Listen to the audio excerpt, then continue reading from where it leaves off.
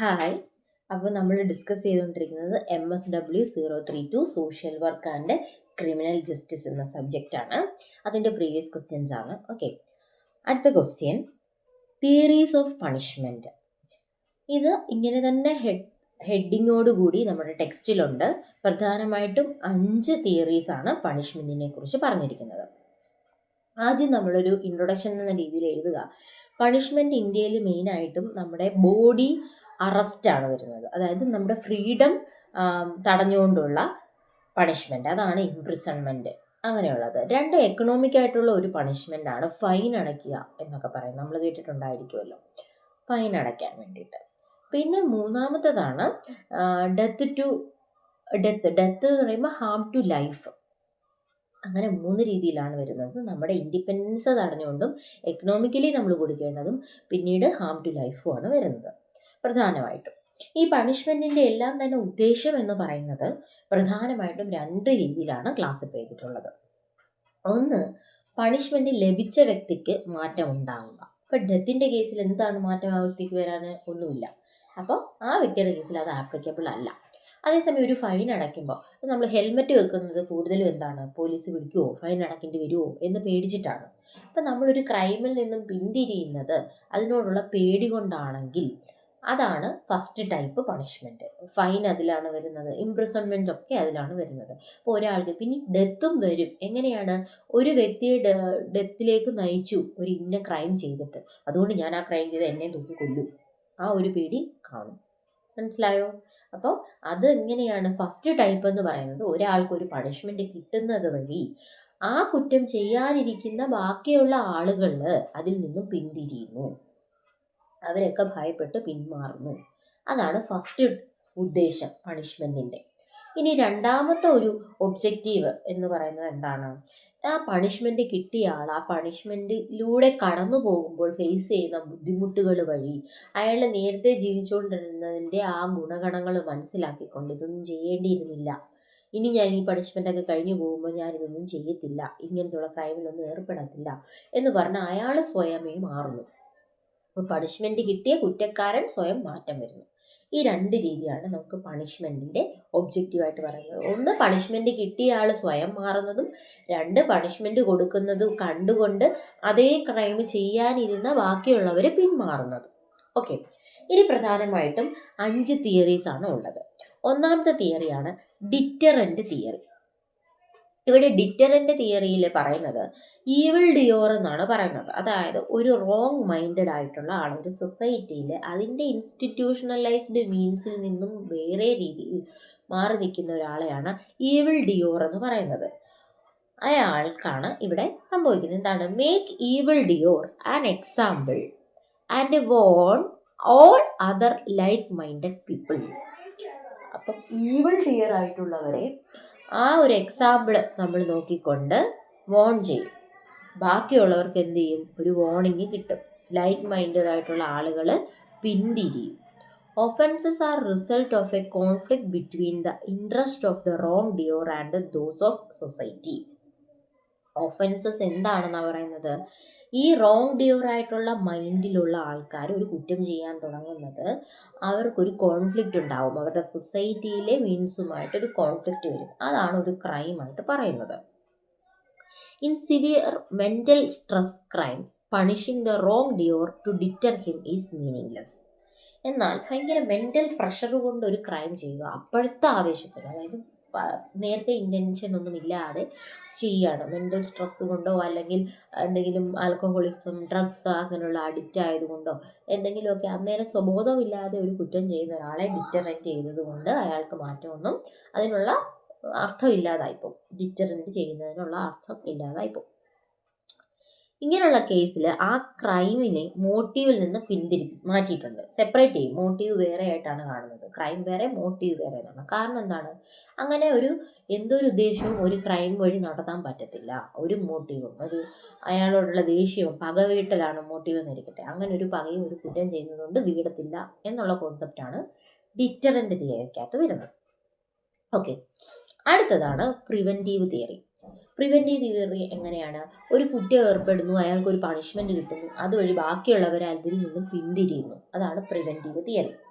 Preventive or disabling to deter by fear to prevent repetition by wrongdoer. അത് ആളുകൾ ഇനി അത് repeat ചെയ്യാതെ ഓൾറെഡി കുറ്റം ചെയ്ത ആൾ എന്ത് ചെയ്യും, അത് റിപ്പീറ്റ് ചെയ്യാതെ ഇരിക്കും. By the disablement of the offender to reform criminal is not include. അതിനകത്ത് എന്ത് ചെയ്യുന്നില്ല, ക്രിമിനലിനെ മാറ്റുന്നത് കാണിക്കുന്നില്ല. അവർക്കൊരു മാറ്റം ഉണ്ടാക്കുന്നത് ഈ പ്രിവെൻറ്റീവ് തിയറിയിൽ കാണിച്ചിട്ടില്ല. കുറ്റം ചെയ്തതിൽ നിന്ന് ആ കുറ്റം ചെയ്ത ആൾ വീണ്ടും കുറ്റം ചെയ്യാതിരിക്കുന്നു, ബാക്കിയുള്ളവർ പിന്മാറുന്നു, അങ്ങനെയുള്ളൂ. ആ വ്യക്തിക്കൊരു മാറ്റം, പൂർണ്ണമായ മാറ്റം ഉണ്ടാക്കുന്നതിനെ പറ്റി പ്രിവെൻറ്റീവ് തിയറിക്കകത്ത് പറഞ്ഞിട്ടില്ല. റിഫോർമേറ്റീവ് തിയറി, അതിലാണ് നമ്മൾ ക്രിമിനലിനെ റിഫോം ചെയ്യുന്ന കാര്യം പറഞ്ഞിരിക്കുന്നത്. അതുവഴിയാണ് നമ്മൾ പ്രിസണിൽ പല പല പ്രോഗ്രാംസ്, ആക്ടിവിറ്റീസ്, ഗ്രൂപ്പായിട്ടുള്ള കാര്യങ്ങൾ, അവരുടെ റിഫോർമേഷന് വേണ്ടിയിട്ട് റീഹാബിലിറ്റേഷൻ സെൻറ്റേഴ്സ്, അവർക്ക് പുതിയ എംപ്ലോയ്മെൻറ്റ് കൊടുക്കാനുള്ള വെൽഫെയർ, അതൊക്കെ കൊണ്ടുവന്നിരിക്കുന്നത് റിഫോർമേറ്റീവ് തിയറിയുടെ ഭാഗമായിട്ടാണ്. അപ്പോൾ എന്താണ്, ക്രൈം എന്ന് പറയുന്നത് എഗെയിൻ ഒരു കോൺഫ്ലിക്റ്റ് ആണ് between character and motive of the criminal. അയാളുടെ സ്വന്തം ക്യാരക്ടർ വേറെയാണ്, അതേസമയം അയാൾ ഒരു മോട്ടീവോട് കൂടി ഇരിക്കുന്ന ഒരു ക്രൈം മൈൻഡഡ് ആയിട്ട് വരുന്ന സമയത്താണ് അയാൾ ക്രിമിനലായിട്ട് മാറുന്നത്. അപ്പം മോട്ടീവും എത്രത്തോളം സ്ട്രോങ് മോട്ടീവാണ്, അയാളുടെ ക്യാരക്ടർ എത്രത്തോളം സ്ട്രോങ് ആണ് എന്നത് തമ്മിലുള്ള കോൺഫ്ലിക്റ്റ് ആണ് ഒരു ക്രൈമായിട്ട് റിഫോർമേറ്റീവ് തിയറിയിൽ പറയുന്നത്. അപ്പം അത് അയാളുടെ ക്യാരക്ടറിനെ മറിച്ചു വെക്കത്തക്ക രീതിയിലുള്ള മോട്ടീവാണ് ആ ക്രിമിനൽ മൈൻഡിന് അന്നേരം ഉള്ളതെങ്കിലാണ് അതെന്തായി മാറുന്നത്, ക്രൈമായി മാറുന്നത്. അപ്പോൾ ഇവിടെ എന്ത് ചെയ്യും റിഫോർമേറ്റീവ് തിയറിയിൽ, ക്യാരക്ടർ സ്ട്രോങ് ആക്കും. എന്തൊരു വലിയ പ്രശ്നം വന്നാലും ഞാൻ ക്രൈം ചെയ്യത്തില്ല എന്ന രീതിയിലേക്ക് ഉള്ള ഒരു ക്യാരക്ടർ അയാളിൽ ബിൽഡ് ചെയ്തെടുക്കും. അതാണ് റിഫോർമേറ്റീവ് തിയറി. അപ്പം crime is conflict between character and motive of the criminal. Temptation of the motive is stronger or because the restraint imposed by character is weaker, then the crime happens. Okay. Strengthen the character of man so that he may not become victim of his own temptation. അയാളുടെ തന്നെ temptation അയാൾ വശപ്പെടാതെ മാറി നിൽക്കാനുള്ള ഒരു character അയാളിൽ build ചെയ്തെടുക്കും. Curative punishment ആണ്. Bring about a change in personality and character of offender to make him useful member of society. അയാളുടെ ക്യാരക്ടർ തന്നെ മാറ്റിക്കൊണ്ട് ക്യൂറേറ്റീവ് ആയിട്ടുള്ള പണിഷ്മെന്റ് ആണ്. സൊസൈറ്റിയിൽ പിന്നീട് നല്ലതൊക്കെ ചെയ്യുന്ന ഒരു മെമ്പറായിട്ട് അയാൾക്ക് ജീവിക്കാൻ പറ്റും. അതാണ് റിഫോർമേറ്റീവ് തിയറി. അടുത്തതാണ് റിട്രിബ്യൂട്ടീവ് തിയറി. അതെന്താണ് റിട്രിബ്യൂട്ടീവ്? അതിനകത്ത് എന്താണ്, ട്രിബ്യൂട്ട് കൊടുക്കുന്നു, ഇങ്ങോട്ടൊരു കാര്യം കിട്ടി അത് തിരിച്ചു കൊടുക്കുന്നു, അതാണ് retributive theory. Tooth for tooth, eye for an eye എന്ന് കേട്ടിട്ടില്ലേ, അതാണ് റിട്രിബ്യൂട്ട് തിയറിക്കകത്ത് വരുന്നത്. ഇവിടെ ഒരാൾ പണിഷ്മെന്റ് ചെയ്യുന്നു, അതിന്റെ വലുപ്പം അനുസരിച്ച് പണിഷ്മെന്റ് അല്ല, ഒരു ക്രൈം ചെയ്യുന്നു, അതിന്റെ വലുപ്പം അനുസരിച്ച് അയാൾക്ക് പണിഷ്മെന്റ് കൊടുക്കണം. മറ്റു രാജ്യങ്ങളിലൊക്കെ അങ്ങനെ ഉണ്ട്. വലിയ വലിയ കുറ്റങ്ങൾക്ക് കൈ വെട്ടുക, കാല് വെട്ടുക, കണ്ണ് ചൂഴ്ന്നെടുക്കുക, അങ്ങനെയൊക്കെയുള്ള പണിഷ്മെന്റ് കൊടുക്കും. ഇങ്ങോട്ട് എന്ത് കിട്ടിയോ അത് തിരിച്ചു കൊടുക്കുന്നതാണ് retributive theory. The primary justification in fact that an offence has been committed and which deserves punishment of the offender. അതെന്താ പറയുന്നത്, ഒരു ക്രൈം അവിടെ നടന്നിട്ടുണ്ടെങ്കിൽ അതിന് പണിഷ്മെന്റ് കൊടുക്കുക തന്നെ വേണം, അയാൾക്കത് കിട്ടാനുള്ള അർഹതയുണ്ട് എന്നുള്ള തിയറിയിലാണ് ഈ റിട്രിബ്യൂട്ടീവ് തിയറി ഇരിക്കുന്നത്. Admissible in any rational system of administration justice to justify remotion of retributive indignation. അതതിൻ്റെ ഒരു സ്റ്റേറ്റ്മെന്റ് ആണ് കേട്ടോ, അതെനിക്കറിയാൻ വയ്യ എന്തുവാണ്. എന്തായാലും ഇതാണ് eye for an eye, tooth for an tooth, tooth for a tooth ആണ് റിട്രിബ്യൂട്ടീവ് തിയറി. അടുത്താണ് റിസ്റ്റോറേറ്റീവ് ജസ്റ്റിസ്. അവിടെ എന്താണ്, അവിടെ ചെയ്യുന്നത് ഒഫൻഡർ ആയിട്ടുള്ള, അതായത് ഒരു കുറ്റവാളിയായിട്ട് കേസ് നടന്നുകൊണ്ടിരിക്കുന്ന ഒരാളും പിന്നെ പ്രിസണറും രണ്ടുപേർക്കും റിസ്റ്റോറേറ്റീവ് ജസ്റ്റിസ് തിയറിയിൽ രണ്ടുപേരെ കുറിച്ചും പറയുന്നുണ്ട്. The victim offender mediation and community service order as example. എന്താണ് റീസ്റ്റോറേറ്റീവ് ജസ്റ്റിസിനകത്ത് പറയുന്നത്, ചെറിയ ചെറിയ ക്രൈമുകളുടെ കാര്യമാണ് അത് പറയുന്നത്. ഇപ്പോൾ പ്രിസണിൽ കിടക്കുന്നു, ഒഫൻഡറായിട്ട് കിടക്കുന്നു, അപ്പോൾ അവർക്ക് കേസ് നടക്കുമ്പോൾ തന്നെ എന്തെങ്കിലും ഒരു ക്രൈം ചെയ്തു, അയാൾക്ക് എന്തെങ്കിലും ഫൈനായിട്ടോ പാരിതോഷികം എന്ന് പറയാൻ പറ്റത്തില്ല, എന്താണ് പ്രായച്ചിത്തമായിട്ട് എന്തെങ്കിലും ഒരു കാര്യം ചെയ്യുക അല്ലെങ്കിൽ കൊടുക്കുക, അതാണ് റീസ്റ്റോറേറ്റീവ് ജസ്റ്റിസ്. മറ്റേയാളോട് ചെയ്ത അനീതിക്ക് തുല്യമായ എന്തെങ്കിലും പ്രായച്ചിത്തം ചെയ്ത ആളെ കൊണ്ട് ചെയ്യിപ്പിക്കുക. അത് ഒരു പ്രവൃത്തിയാകാം, അല്ലെങ്കിൽ എന്തെങ്കിലും പൈസ രൂപത്തിലാകാം, എന്തെങ്കിലും ആകാം, അത് ജഡ്ജസ് ആയിരിക്കും തീരുമാനിക്കുന്നത്. ആ രീതിയിലുള്ള കാര്യമാണ് റീസ്റ്റോറേറ്റീവ് ജസ്റ്റിസ്. അവിടെ പണിഷ്മെന്റ് എന്താണ്? അയാളെ പ്രായച്ചിത്തം ചെയ്യിപ്പിക്കുന്നതാണ് അവിടെ പണിഷ്മെന്റ് ആയിട്ട് പറയുന്നത്. അപ്പൊ തിയറീസ് ഓഫ് പണിഷ്മെന്റ് മെയിനായിട്ടും 5 എണ്ണമാണുള്ളത്. Deterrent theory, preventive theory, reformative theory, retributive theory, restorative theory. അതിൽ റീസ്റ്റോറേറ്റീവ് ജസ്റ്റിസ് തിയറിയിൽ എന്താണ് പറയുന്നത്? ഒരു പണിഷ്മെന്റ്, ഒരു കുറ്റം ചെയ്തു, അയാൾക്ക് പ്രായച്ചിത്തമുണ്ടാക്കി, അയാൾ അതിനെന്തെങ്കിലും ഒരു കാര്യം, അയാൾക്ക് ആർക്കാണോ തെറ്റ് ചെയ്തത്, ആരോടാണോ തെറ്റ് ചെയ്തത്, അവർക്ക് പാരിതോഷികമല്ല, അതിൻ്റെ പ്രായച്ചിത്തമായിട്ട് എന്തെങ്കിലും ഒരു ക്രിയ ചെയ്യുക അല്ലെങ്കിൽ പണം നൽകുക. അതാണ് റിസ്റ്റോറേറ്റീവ് ജസ്റ്റിസ്. റിട്രിബ്യൂട്ടീവ്, ഒരാളോട് തെറ്റ് ചെയ്തു, അതിൻ്റെ വലുപ്പത്തിനനുസരിച്ച് പണിഷ്മെന്റ് കൊടുക്കും. Eye for an eye, tooth for a tooth. Reformative theory, അവിടെ കുറ്റം പണിഷ് ചെയ്യപ്പെടുന്ന ആൾക്ക് എന്താണ്? അയാളുടെ ക്യാരക്ടർ മൊത്തം മാറി, ബിഹേവിയർ ഒക്കെ മാറി, പുതിയ ഒരാളായിട്ട് കൊണ്ടുവരാൻ വേണ്ടി ശ്രമിക്കുന്നു.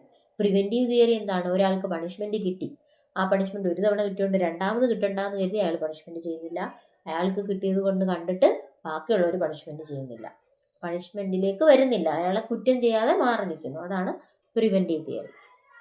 അടുത്ത ഡിറ്ററന്റ് തിയറി എന്ന് പറഞ്ഞ ഒരു സൊസൈറ്റിയിൽ ഈവിൾ മൈൻഡഡ് ആയിട്ടുള്ള ആളുകളുണ്ട്, റൈറ്റ് ആൻഡ് റോങ് ഉണ്ട്. അതിൽ റോങ് ആയിട്ട് ചെയ്യുന്ന ഒരാളെയാണ് ഡിറ്ററന്റ് ആയിട്ട് കാണുന്നത്.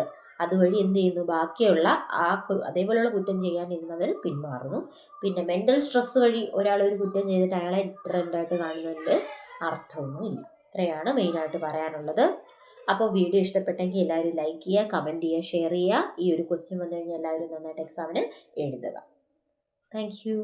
ഇതാണ് note, theories of punishment. First one ആണ് ഈ കാണിച്ചിരിക്കുന്നത്, ഡിറ്ററന്റ് തിയറി. ഓക്കെ, അടുത്തതാണ് പ്രിവെന്റീവ് തിയറി. അടുത്തത് റിഫോർമേറ്റീവ് തിയറി. അടുത്തത് റിട്രിബ്യൂട്ടീവ് തിയറിയാണ്. റിട്രിബ്യൂട്ടീവ് തിയറിയുടെ ബാക്കിയാണ് ഈ കാണിച്ചിരിക്കുന്നത്. അതാണ്. ഓക്കെ, അടുത്താണ് റീസ്റ്റോറേറ്റീവ് ജസ്റ്റിസ്. ഈ 5 എണ്ണമാണുള്ളത്. അപ്പം ഓൾ ദി വെരി ബെസ്റ്റ്. എല്ലാവർക്കും വീഡിയോ ഇഷ്ടപ്പെട്ടെങ്കിൽ ലൈക്ക് ചെയ്യുക, ഷെയർ ചെയ്യുക, കമൻറ്റ് ചെയ്യുക. Thank you.